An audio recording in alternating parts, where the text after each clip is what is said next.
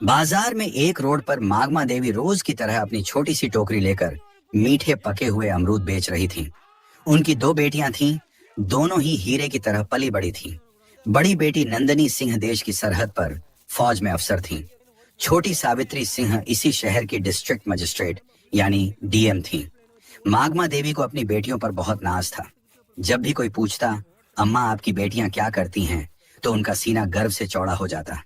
वह कहती एक देश की रक्षा करती हैं और दूसरी जिले की। लेकिन मागमा देवी आज भी कभी कभी बाजार में अमरूद बेचने बैठ जाती, पर अपनी बेटियों को कभी नहीं बताती। सब कुछ ठीक चल रहा था, तभी एक इंस्पेक्टर जिसका नाम अरुण चौधरी था, अपनी बुलेट मोटरसाइकिल पर वहां आया। उसने बाइक सड़क किनारे रोकी और सीधा मागमा देवी की टोकरी के पास आकर खड़ा हो गया। अरुण ने टोकरी में से एक अमरूद उठाया और बिना कुछ कहे मुंह में डाल लिया। मागमा देवी थोड़ी सकुचाई और बोली, साहब अमरूद मीठे हैं, आप चाहें तो तोल दूं? अरुण चौधरी ने अकड़ते हुए जवाब दिया, हाँ हाँ दे 1 किलो। मागमा देवी ने कांपते हाथों से अमरूद तोलकर पॉलिथीन में दे दिए। अरुण ने पैकेट लिया, फिर से एक अमरूद निकाला और सामने ही काट कर खाने लगा। कुछ देर तक चबाने के बाद उसने मुंह बनाते हुए कहा, ये क्या बेचा है तूने, एकदम बेस्वाद। अमरूद मीठा तो बिल्कुल भी नहीं है। मागमा देवी घबराकर बोली, नहीं साहब, बहुत मीठे हैं, आप चाहें तो दूसरा छक्कर देख लीजिए। लेकिन अरुण चौधरी हंसते हुए बोला, चुप, तेरे अमरूद का एक दाना भी मीठा नहीं। तूने मुझे बेवकूफ बनाया है, और सुन, मैं 1 रुपया भी नहीं दूंगा, समझी? मागमा देवी ने हिम्मत करके हाथ जोड़ते हुए कहा, साहब मेहनत से लाए हैं, कुछ तो पैसे दे दीजिए बस। यही सुनते ही अरुण चौधरी का पारा चढ़ गया। उसने गुस्से में झुककर पूरी टोकरी उठाई और सड़क की दूसरी तरफ जोर से फेंक दी। टोकरी पलट गई और सारे अमरूद सड़क, गाड़ियों और नाली में बिखर गए। मागमा देवी हक्की बक्की रह गईं। उनकी आंखों में आंसू भर आए होंठ कांपने लगे। उनकी मेहनत और इज्जत दोनों ही सड़क पर कुचली जा रही थी। आसपास भीड़ जमा हो गई थी। लोग तमाशा देख रहे थे, कानाफूसी कर रहे थे, लेकिन किसी की हिम्मत नहीं हुई कि उस वर्दी वाले से कुछ कहे। फिर अरुण चौधरी ने अपनी मूंछों पर ताव दिया, बाइक स्टार्ट की और वहां से ऐसे चला गया जैसे कुछ हुआ ही ना हो।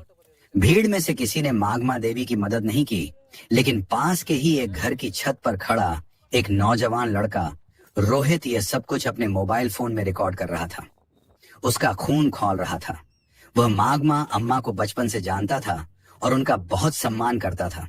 उसने वीडियो रिकॉर्ड करना बंद किया और सोचने लगा कि इस वीडियो का क्या किया जाए। उसे पता था कि मागमा अम्मा की एक बेटी फौज में है। उसने कहीं से उनका नंबर जुगाड़ किया था। उसने तुरंत वह वीडियो नंदनी सिंह के व्हाट्सएप पर भेज दिया और नीचे एक छोटा सा मैसेज लिखा, नंदनी दीदी, देखिए आज बाजार में आपकी माँ के साथ क्या हुआ। हजारों किलोमीटर दूर बर्फीली पहाड़ियों के बीच बॉर्डर की एक चौकी पर नंदनी सिंह अपनी राइफल साफ कर रही थी। तभी उसके फोन पर व्हाट्सएप का मैसेज टोन बजा। उसने फोन उठाकर देखा, एक अनजान नंबर से वीडियो आया था। उसने वीडियो प्ले किया। जैसे जैसे वीडियो आगे बढ़ा, नंदनी के चेहरे का रंग बदलता गया। उसकी शांत आंखें गुस्से से लाल हो गईं। जब उसने इंस्पेक्टर अरुण चौधरी को अपनी माँ की टोकरी उठाकर फेंकते देखा तो उसके हाथ कांपने लगे। उसकी माँ, जिसने उसे और उसकी बहन को पालने के लिए अपनी पूरी जिंदगी लगा दी, आज सड़क पर बेबस रो रही थी और लोग तमाशा देख रहे थे। उसके अंदर का फौजी जाग उठा। उसका मन किया कि अभी यहाँ से जाए और उस इंस्पेक्टर की वर्दी नोच ले। उसने अपने दांत भींच लिए, उसकी सांसें तेज हो गई थी। उसने तुरंत वह वीडियो अपनी छोटी बहन डीएम सावित्री सिंह को फॉरवर्ड किया। वीडियो भेजते ही उसने सावित्री को फोन लगाया। सावित्री उस वक्त अपने ऑफिस में एक जरूरी मीटिंग में थी। उसने अपनी बड़ी बहन का फोन देखा तो मीटिंग रोककर फोन उठाया और पूछा, हाँ दीदी, सब ठीक है, कुछ भी नहीं है, बोली। नंदनी की आवाज में गुस्सा और दर्द साफ झलक रहा था। मैंने तुझे एक वीडियो भेजा है, उसे देख, अभी के अभी देख। सावित्री ने फोन होल्ड पर रखा और व्हाट्सएप खोला। वीडियो देखते ही उसके पैरों के नीचे से जमीन खिसक गई। उसकी माँ, उसकी प्यारी माँ, सड़क पर बिखरे अमरूद के लिए रो रही थी। एक मामूली इंस्पेक्टर ने उसकी माँ की इज्जत को सड़क पर रौंद दिया था। सावित्री की आंखों में भी आंसू आ गए, लेकिन उसने खुद को संभाला। वो एक डीएम थी, उसे भावनाओं में बहने का हक नहीं था। सावित्री ने कांपती आवाज में कहा, दीदी, मैं बर्दाश्त नहीं कर सकती ये सब। ये सुनते ही नंदनी फोन पर गुस्से में बोली, मैं आ रही हूँ, छुट्टी लेकर मैं उसको नहीं छोड़ूंगी। सावित्री नरम आवाज में बोली, नहीं दीदी, आपकी जरूरत देश की सरहद पर है। ये मेरा इलाका है, ये लड़ाई मैं लूंगी। माँ को इंसाफ मैं दिलाऊंगी, कानून के तरीके से। नंदिनी कुछ देर चुप रही। वह अपनी बहन की आवाज में छिपे इरादे को समझ गई थी। बोली, ठीक है, लेकिन उसे ऐसी सजा मिलनी चाहिए कि उसकी रूह कांप जाए। सावित्री ने कहा, आप चिंता मत करो दीदी, अब ये मेरा काम है, और फोन काट दिया। उसने मीटिंग में मौजूद सभी अफसरों से कहा, ये मीटिंग यहीं खत्म होती है, आप सब जा सकते हैं। सावित्री अपनी सरकारी गाड़ी में नहीं बल्कि एक प्राइवेट गाड़ी में बैठकर अपने पुराने घर की तरफ निकली। रास्ते में उसने अपने डीएम वाले कपड़े बदलकर एक साधारण सा लाल रंग का सलवार सूट पहन लिया। वह अपनी माँ के पास एक बेटी बनकर जाना चाहती थी, डीएम बनकर नहीं। जब वह घर पहुंची तो मग्न देवी एक कोने में चुपचाप बैठी थी। उनकी आंखें सूजी हुई थीं। अपनी बेटी को अचानक देखकर वह घबरा गई। सावित्री, तू यहाँ सब ठीक तो है? सावित्री कुछ नहीं बोली। वह बस अपनी माँ के पास गई और उन्हें कसकर गले लगा लिया। माँ की गोद में सिर रखकर वह अपने आंसू नहीं रोक पाई। माँ, आपने मुझे बताया क्यों नहीं? मागमा देवी ने सिसकते हुए कहा। क्या बताती बेटी, मैं नहीं चाहती थी कि तुम लोगों को कोई परेशानी हो, और वह पुलिस वाला है। छोड़ उसकी बात, आज तू इतने दिनों बाद आई है, आज मैं बहुत खुश हूँ। सावित्री ने अपनी माँ के आंसू पोंछे और उनका हाथ अपने हाथ में ले लिया और बोला, अब आप गरीब और अकेली नहीं है माँ, आपकी बेटी इस जिले की मालिक है। मैं वादा करती हूँ, जिसने भी आपके साथ ऐसे दुर्व्यवहार किया है उसे उसकी कीमत चुकानी पड़ेगी। आपकी खोई हुई इज्जत में वापस लाऊंगी। मंदमा देवी ने अपनी बेटी की आंखों में एक अलग ही आत्मविश्वास देखा। वह बस चुपचाप उसे देखती रही। उस रात सावित्री ने एक पूरा प्लान बनाया।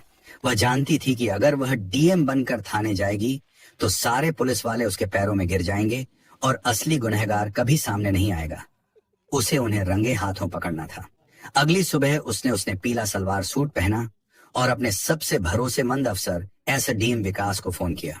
विकास, मैं तुम्हें एक काम दे रही हूँ और यह बात हम दोनों के बीच ही रहनी चाहिए। उसने कहा, जी मैडम, हुक्म कीजिए। बोली, मैं अभी सिविल ड्रेस में शहर के कोतवाली थाने में एक पर लिखवाने जा रही हूँ, अपनी पहचान छिपाकर। मैं चाहती हूँ कि तुम ठीक 2 घंटे बाद जिले के एसपी, डीएसपी और बाकी बड़े पुलिस अफसरों की टीम के साथ थाने पहुंचो। जब तक मैं इशारा ना करूं कोई कुछ नहीं बोलेगा। विकास ने कहा, ठीक है मैडम, जैसा आप कहें। सावित्री ने फोन रख दिया। दोस्तों, अब खेल शुरू होने वाला था। सावित्री ने एक साधारण सा पीले रंग का सलवार सूट पहना, चेहरे पर दुपट्टा डाला और एक आम नागरिक की तरह ऑटो पकड़कर कोतवाली थाने पहुंची। थाने का माहौल वैसा ही था जैसा उसने सोचा था। एक हवलदार ऊँघ रहा था और इंस्पेक्टर अरुण चौधरी और एसएचओ संदीप राणा चाय पीते हुए हंसी मजाक कर रहे थे। सावित्री डरते डरते उनकी टेबल के पास गई। जी, मुझे एक शिकायत दर्ज करवानी है। एसएचओ संदीप राणा ने उसे ऊपर से नीचे तक देखा। क्या हुआ, किसने परेशान किया जी? कल बाजार में इंस्पेक्टर साहब ने। जैसे ही उसने इंस्पेक्टर का नाम लिया, अरुण चौधरी चौकन्ना हो गया। उसने सावित्री को घूर कर देखा। क्या इंस्पेक्टर साहब ने? नाम क्या है तेरा और किस इंस्पेक्टर की बात कर रही है? जी, आप ही थे।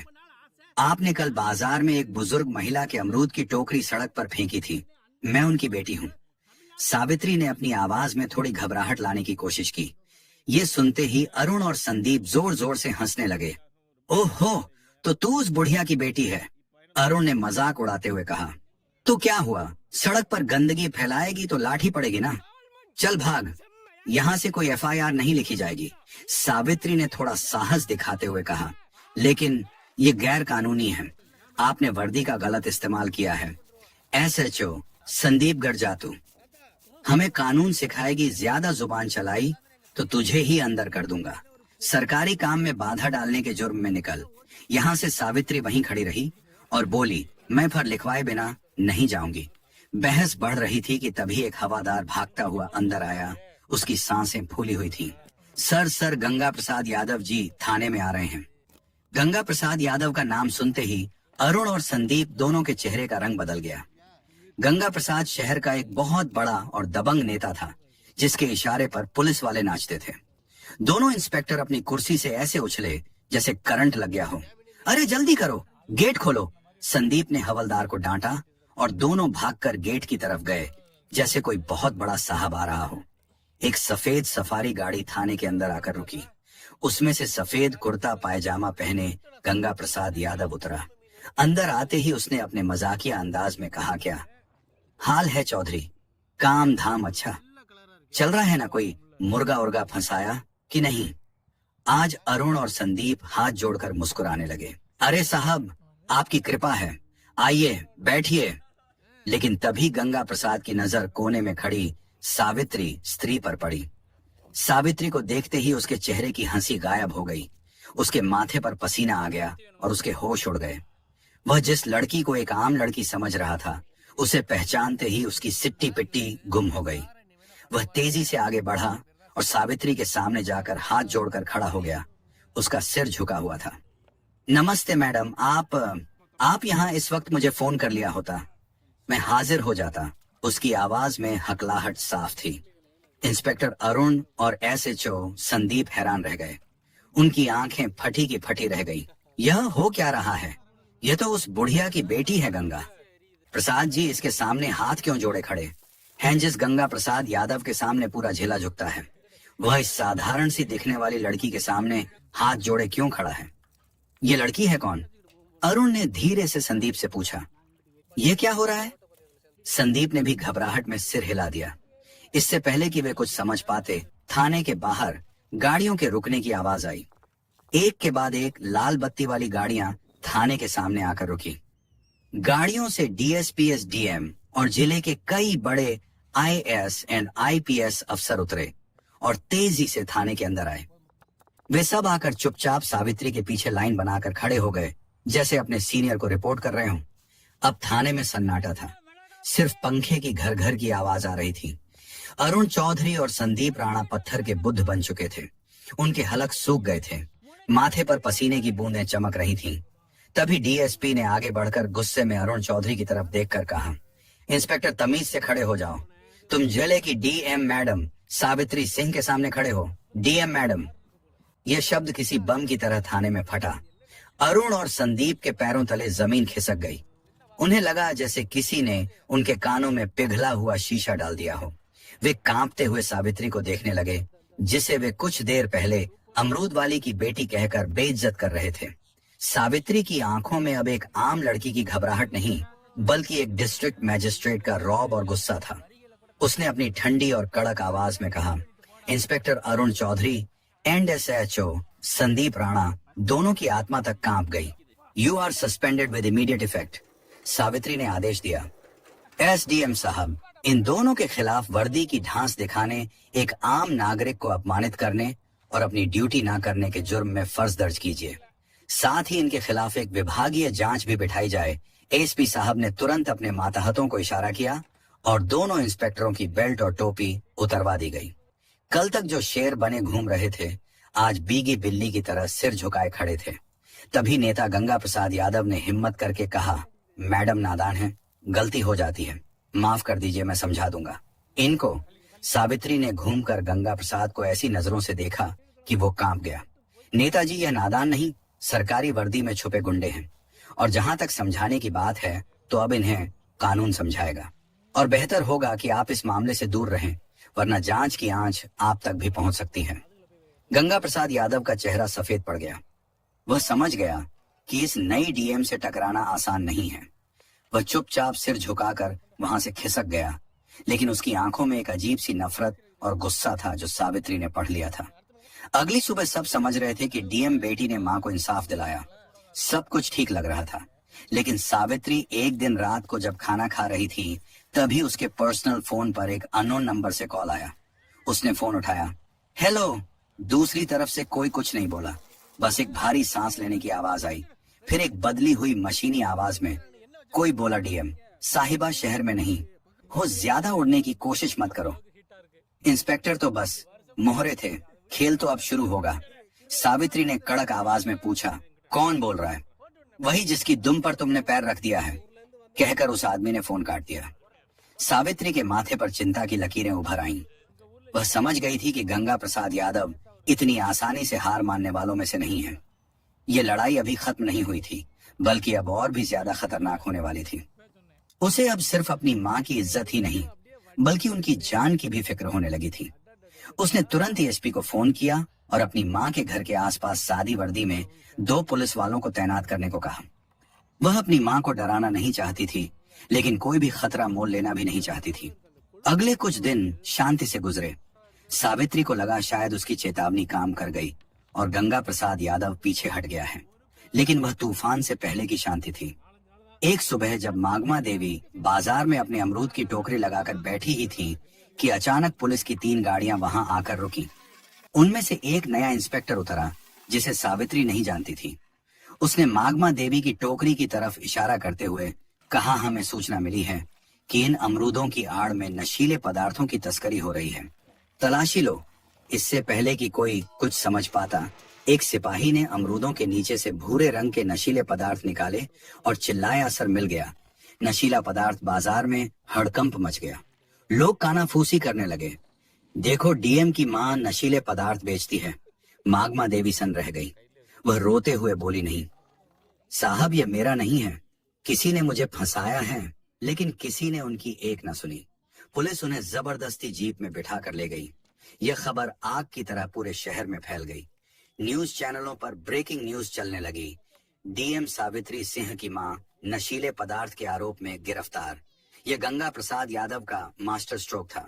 उसने सावित्री पर सीधा हमला नहीं किया, बल्कि उसकी सबसे बड़ी ताकत और सबसे बड़ी कमजोरी उसकी मां पर वार किया था।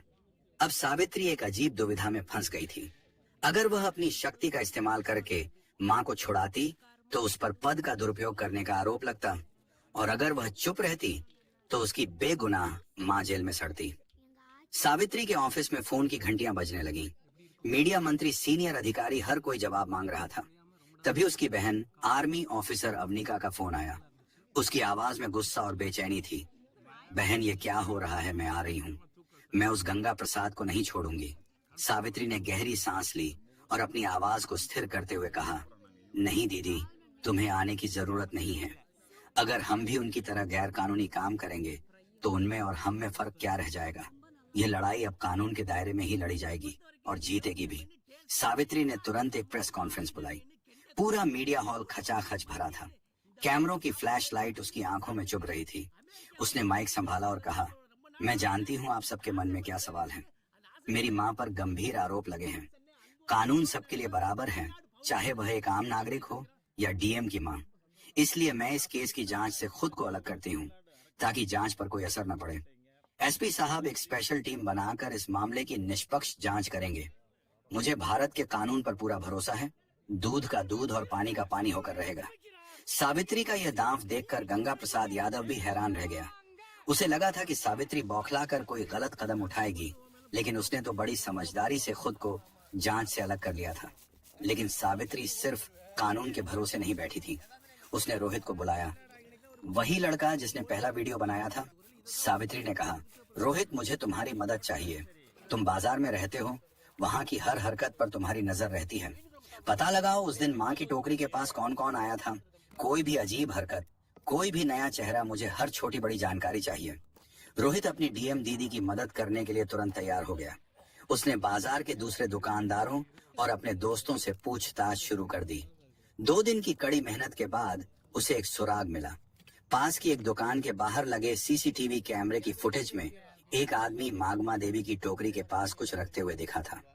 उसका चेहरा साफ नहीं था, लेकिन वह वही आदमी था जिसे लोगों ने सस्पेंड हुए इंस्पेक्टर अरुण चौधरी के साथ कई बार देखा था। सबूत मिल चुका था। यह सारा खेल गंगा प्रसाद यादव ने अपने पिट्ठू सस्पेंड हुए इंस्पेक्टरों के जरिए रचा था। अब बारी सावित्री की थी। उसने एसपी के साथ मिलकर एक जाल बिछाया।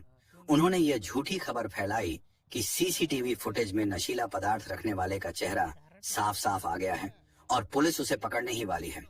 यह खबर सुनते ही गंगा प्रसाद यादव के कैंप में खलबली मच गई। उसने तुरंत अरुण चौधरी को फोन किया। वह आदमी पकड़ा नहीं जाना चाहिए। उसको कुछ करो, वरना हम सब पकड़े जाएंगे। गंगा प्रसाद को नहीं पता था कि उसका फोन पहले से ही पुलिस के सर्विलांस पर था। अरुण चौधरी और संदीप राणा उस आदमी को ठिकाने लगाने के लिए जैसे ही शहर के बाहर एक सुनसान जगह पर पहुंचे, सावित्री और एसपी ने अपनी पूरी टीम के साथ उन्हें घेर लिया। रंगे हाथों पकड़े जाने पर दोनों ने गंगा प्रसाद यादव के खिलाफ अपना मुंह खोल दिया। अगली सुबह जब गंगा प्रसाद यादव अपने घर पर बैठकर चाय पी रहा था और अपनी जीत का जश्न मनाने की सोच रहा था, तभी दरवाजे पर जोरदार दस्तक हुई। उसने दरवाजा खोला तो सामने डीएम सावित्री सिंह एसपी और भारी पुलिस फोर्स को देखकर उसके होश उड़ गए। वह हकलाते हुए बोला, ये क्या हो रहा है मैडम? सावित्री ने अपनी आंखों में इस्पात जैसी कठोरता ले कहा, खेल खत्म हो गया नेताजी। आपके मोहरे पकड़े जा चुके हैं और उन्होंने आपके सारे राज उगल दिए हैं। आपके पास कोई सबूत नहीं है। गंगा प्रसाद चिल्लाया, आप मुझे हाथ नहीं लगा सकती। एसपी ने आगे बढ़कर उसके हाथ में अरेस्ट वारंट थमाते हुए कहा, सबलियों, here's the proofread version of your sentences. हमारे पास आपकी फोन रिकॉर्डिंग है जिसमें आप एक गवाह के खिलाफ अभिशप्त बोल रहे थे। अब आप हमारे साथ थाने चलेंगे। गंगा प्रसाद यादव का राजनीतिक साम्राज्य एक ही पल में ढह गया। उसे हथकद्दियां पहनाकर पुलिस जीप में ले जाया गया। उसी शाम मागमा देवी को बाइज्जत बरी कर दिया गया। जब वह जेल से बाहर आई तो सावित्री उन्हें लेने आई थी। माँ बेटी एक दूसरे के गले लगकर रो पड़ी और बोली, अब आपको अमरूद बेचने की जरूरत नहीं है। अगली सुबह मागमा देवी को अपनी गाड़ी में बैठाकर अपनी पोस्टिंग पर लेकर चली गई और दोनों साथ में हंसी खुशी रहने लगे। जब उसकी बड़ी बहन की आर्मी से छुट्टी मिलती तो वह भी आ जाती। तीनों साथ में हंसी खुशी रहते। तो दोस्तों, यह कहानी केवल मनोरंजन और शिक्षा के उद्देश्य से बनाई गई है। इसमें दिखाए गए सभी पात्र, घटनाएं और संवाद काल्पनिक हैं। किसी भी वास्तविक व्यक्ति, संस्था या घटना से इनका कोई संबंध नहीं है। कृपया इसे केवल कहानी के रूप में देखें और इसका आनंद लें। हम किसी की भावनाओं को ठेस पहुंचाना नहीं चाहते। अगर आपको यह कहानी पसंद आई हो तो इसे लाइक करें और ज्यादा से ज्यादा लोगों तक शेयर करें। कमेंट करके बताएं कि आपको सावित्री का कौन सा कदम सबसे अच्छा लगा। और हमारे चैनल को सब्सक्राइब करना न भूलें, क्योंकि हम आपके लिए ऐसे ही प्रेरणादायक कहानियां लाते रहेंगे। धन्यवाद।